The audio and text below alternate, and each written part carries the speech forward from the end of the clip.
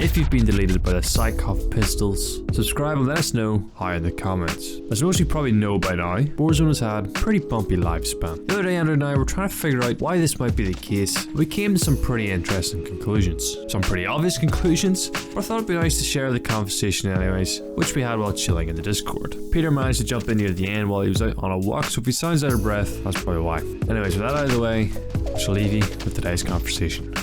So don't know if you've heard, but there's some talk going around about how the new Vanguard title is shaping up to be a bit of a disaster. So sorry, is this a remake of like the old Modern Warfare 2 or like Modern Warfare 2? Yeah. So like basically, Activision had given Infinity War an extra year because Modern Warfare was such a success, and that Sledgehammer Games has kind of been brought in last minute to pump out a title for 2021. With them being so squeezed for time, they pretty much went, you know what? We have a bunch of assets from World War II. Let's just shake that up and call it a day, which kind of makes sense. I mean, that although yeah, I mean, I guess we can't really comment on I suppose it just yet. But yeah, there's a lot of games going on. But would they not then have made a decision, being like, look, Warzone's actually X number of like a year and a half after it's been out. We need to put more money in this. But then that's the thing. They were like, I would imagine that Warzone still probably brings in more money than those new games would bring in. Like if you fixed Warzone and updated it with content. Yeah, it would be like one of the best CODs. Well, assuming they could deal with the hackers. Like it's sad that we now just accept that there's a hacker in the game. I remember back in the day, like at the start whenever there was nobody, or yeah, whenever we came across the first hacker, like we were shocked. Like this was a big thing. But now we find a hacker and like, oh well, there's another one. Yeah, like that's led to it. And it's a shame too that the Cold War like had to be one of the best marketing campaigns I've ever seen in my life. And maybe that's just me because I like that kind of puzzly ciphers and stuff. So yeah, after Warzone, I wasn't going to buy the next Call of Duty, but you know, pretty much after that nuke event with the stadium and the bunkers, all the ciphers with the streamers like Noah J, like it created so much hype. It really did convince me to buy the next COD. So it really did work. Yeah, it was phenomenal.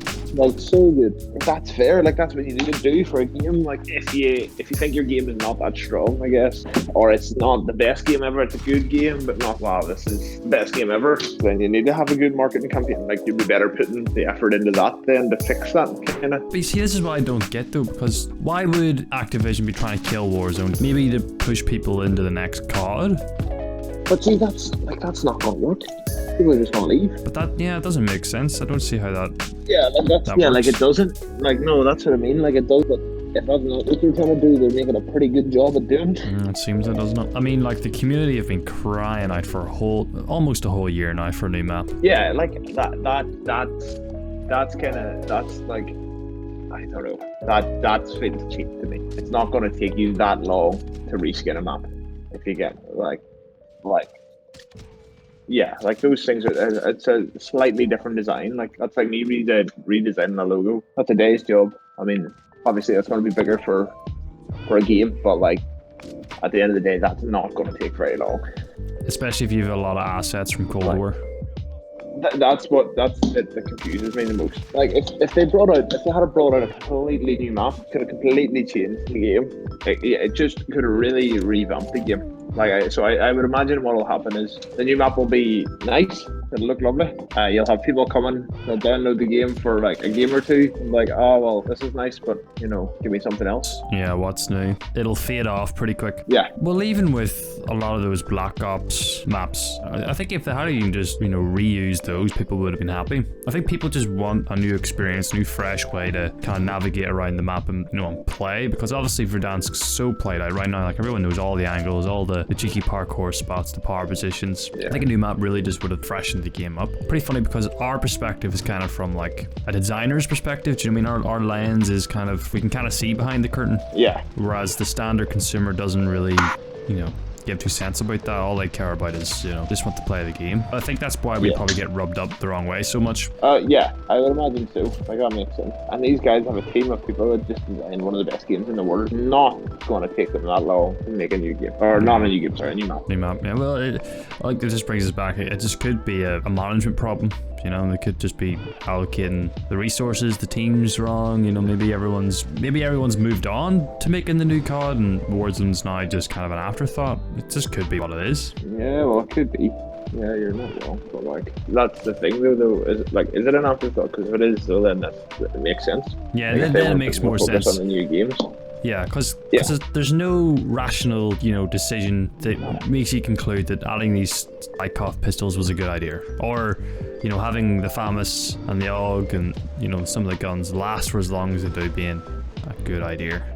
Surely, like, if they were looking to keep this alive, and they'd be like, oh, well, maybe we should update the quality of life and make this so people stay. So the only thing that they could be saying, they could be thinking is, like, maybe they just figured out it's easier to get bad publicity than it is good. They make these guns broken. YouTubers make videos on the broken guns. Yeah, I guess it makes sense. And then people get on and grind for a few hours. So maybe that makes it. Maybe they figure out that makes it more money than actually fixing. Like I would never have known these pistols were in the game if they weren't broke. But Andrew and myself were just having a good talk about kind of some of the design decisions, and we're kind of thinking, are they trying to kill Warzone? Like, you know, like, are they purposely doing this to get people off Warzone and maybe on the other titles? Maybe. It kind of depends what way the Call of Duty deal is in now. I know Sledgehammer Games are maybe, I don't know if they're looking to get out of it or something. I heard like rumors or something about that. Oh, really? I don't know. I know there's something going on where, you know, one of the companies isn't really looking to make, you know, Call of Duty games anymore. For like Fair Play, they've been doing it since Modern Warfare 3 and probably beyond. Okay. That kind of makes sense, because the rumor I heard, I think it was maybe Ink Slasher I was watching, he was saying that Sledgehammer Games have kind of been brought in last minute for this new title, and that it's a bit of a shambles, and, you know, they're kind of scrambling all over the place to get it made. Well, you did game design, Peter, didn't you? I did. So, like, what do you think, like, this whole pipeline thing, like how does something like this, something as OP as these pistols, how do they slide through the cracks, I guess? So it all comes down to, you know, what the designers want to put into the game. You know, to keep players in and to make money. And I think having OP guns, you know, a lot of the younger generation, like below 15-year-olds and maybe even like other kind of European countries and stuff, they would like, they maybe don't get the opportunity to play as many games as, you know, the Western culture, so they kind of maybe really enjoy like the overpowered guns, because, you know, it makes them feel like strong, and okay, I don't know, it's like a great experience for them.